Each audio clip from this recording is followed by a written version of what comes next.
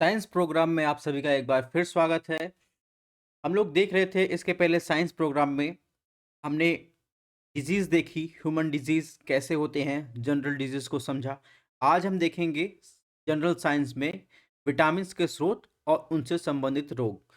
बात करें ये आपके एग्ज़ाम के लिए कितना इम्पोर्टेंट है, तो अगर आप आरओ के या फिर किसी भी एग्ज़ाम की तैयारी कर रहे हैं, तो मेरे हिसाब से 2 चीज़ बहुत इम्पोर्टेंट होती है। सबसे पहली चीज़ होती है कि आप सबसे पहले पीवाईक्यू देखें, किसी भी एग्ज़ाम का प्रीवियस ईयर क्वेश्चन पेपर देखें। दूसरी चीज़ होती है आप उसके लिए मिनिमम रिसोर्स देखें और उसको बार-बार रिवीज़न करें, ठीक है? तो जो लोग ये वीडियो देख रहे हैं, आशा करते हैं उन्होंने प्रीवियस ईयर क्वेश्चन पेपर को देखा होगा। अगर नहीं देखा है तो हमारे प्लेलिस्ट में जाकर जितने भी 2013 से लेकर वर्तमान तक 2021 तक जितने पेपर हुए उनको सॉल्व करवा चुके हैं। इसमें लास्ट ईयर का पेपर सॉल्व करवाना है, बाकी हमने डिटेल में चाहे पेपर फर्स्ट हो जिसमें जनरल हिंदी आता है 60 क्वेश्चन का, चाहे जीएस पेपर 2 में आता है general Hindi, GS paper first में आता है जीएस जनरल स्टडीज़ और मैथ रीज़निंग के क्वेश्चन आते हैं, टोटल 140 क्वेश्चन आते हैं। उन सबको सॉल्व करवा चुके हैं।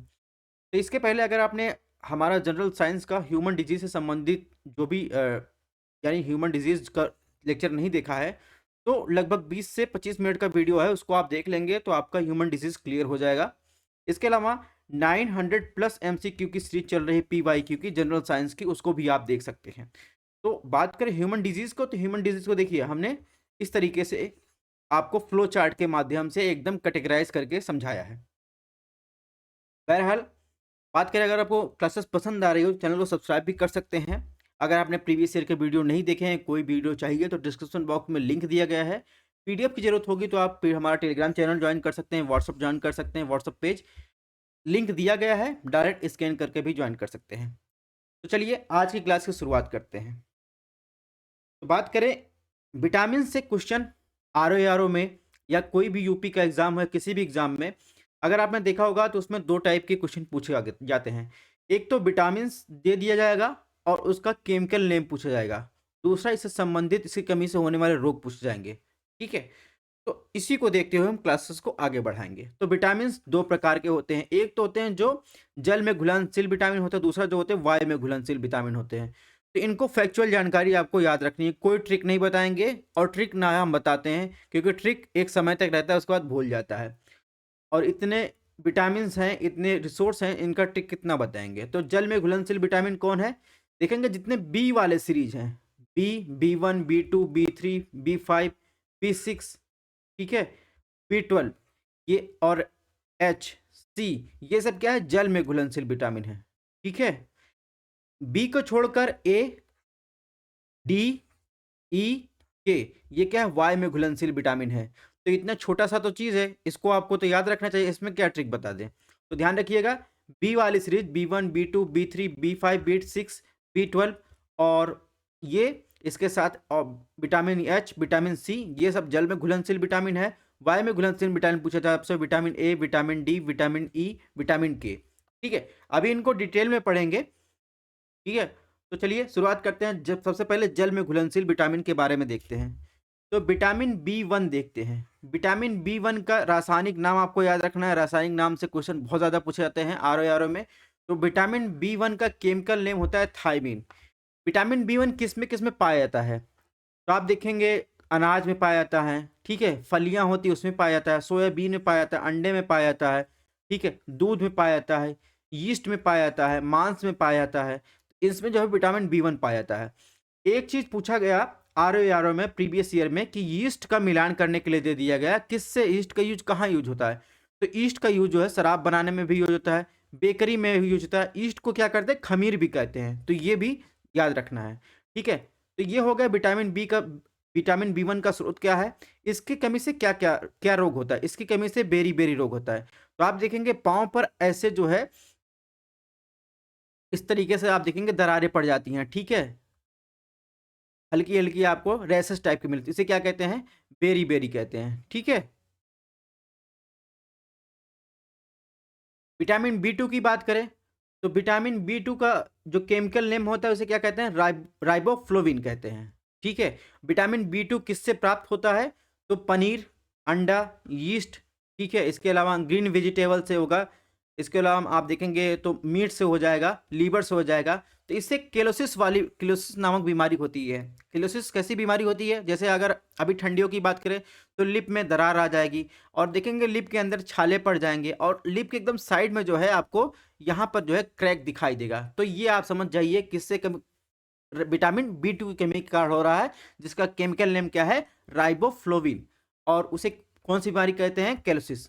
अगर आपके पास ऐसी बीमारी है तो आप जो है इन सब चीज़ों का सेवन कर सकते हैं, विटामिन बी2 की कमी पूरी कर सकते हैं। ठीक है। नेक्स्ट, जल में घुलनशील विटामिन की बात करें, विटामिन बी3, इसे क्या कहते हैं? केमिकल नेम इसको जरूर याद करना है, नियासिन या निकोटिन अम्ल। ठीक है। किस में पाया जाता है? तो यीस्ट हुआ, ठीक है, मांस हुआ, लीवर हुआ, अंडा, मिल्क और फिश में। इससे जो है पेलाग्रा नामक रोग होता है। इससे देखेंगे ये क्या है? एक प्रकार का कुपोषण है। विशेष रूप से आप देखेंगे जो माइक्रो पोषक तत्व में ये अल्पोषण होते हैं, यानी पूरे शरीर को जो है ये जो आपकी कोशिका रहती है उसको जो है ये प्रभावित करते हैं। तो इसमें देखेंगे ऐसे छोटे-छोटे जो है दाने या फिर कह सकते हैं लाल-लाल कलर के वो पड़ जाते हैं। ठीक है। यानी ये लक्षण आपको देखेंगे इसकी कमी से, विटामिन बी3 की कमी से, जो नियासिन है उसकी कमी से आप देखेंगे कहाँ-कहाँ स्किन में, मुँह में, आँत में, मस्तिष्क में ये सब जो है लक्षण महसूस किए जा सकते हैं। ठीक है। इसे क्या कहते हैं? पेलाग्रा रोग कहते हैं। विटामिन बी5 की बात करें, विटामिन बी5 का जो केमिकल नेम है उसे क्या कहते हैं? पैंथोथेटिक अम्ल। कहाँ मिलता है? किस सोर्स से मिलता है विटामिन बी5? मिल्क, पीनट से, टमाटर से, गन्ने से, इसके अलावा आपको मीट से मिल जाएगा, लीवर से मिल जाएगा। विटामिन बी5 की कमी अगर किसी मनुष्य के शरीर में है, उसे कौन सा रोग होता है? उसे चर्म रोग हो जाएगा, बाल का सफ़ेद होना हो जाएगा और इसके अलावा जनन क्षमता में कमी। तो ये जो है विटामिन बी5 की कमी से होता है। ठीक है। तो ये चीज़ें आपको ध्यान रखनी है। इसके अलावा बात करें विटामिन बी सिक्स का जो है केमिकल नेम क्या है? तो केमिकल नेम आपको जरूर ध्यान रखना है, पायरोडॉक्सिन। ठीक है। और विटामिन बी सिक्स की कमी किससे किससे सोर्स से पूरी कर सकते हैं?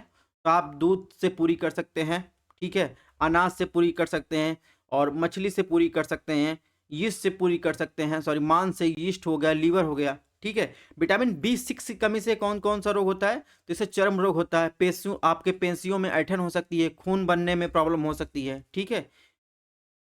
यानी जो लाल रुधिर कणिका होती है उसके बनने में प्रॉब्लम हो सकती है। ठीक है। तो ये हो गया विटामिन बी सिक्स। अब बात करेंगे विटामिन एच। तो विटामिन एच भी जो है जल में घुलनशील है।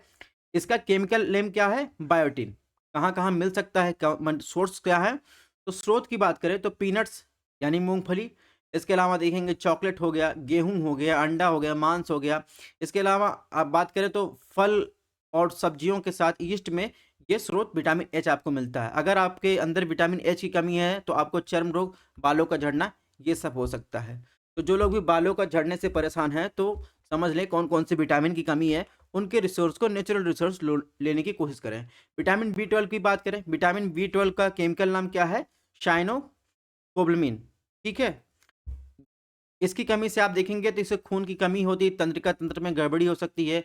अगर बात करें विटामिन बी12 आप कहाँ से पूरी कर सकते हैं इसकी कमी, तो विटामिन बी12 की कमी आप देखेंगे तो मांस से, ठीक है, इसके अलावा मछली से, अंडे से और लीवर से। इसके अलावा जो है दूध भी शामिल है। ठीक है। इसमें ये पनीर लिखा है, इसको आप पनीर नहीं है, विटामिन बी12 में पनीर नहीं मिलता है। यानी विटामिन बी12 में दूध मिल जाए, दूध से मिलेगा, मांस से मिलेगा, मछली से, अंडा से और लीवर से मिलेगा। ठीक है। पनीर नहीं है।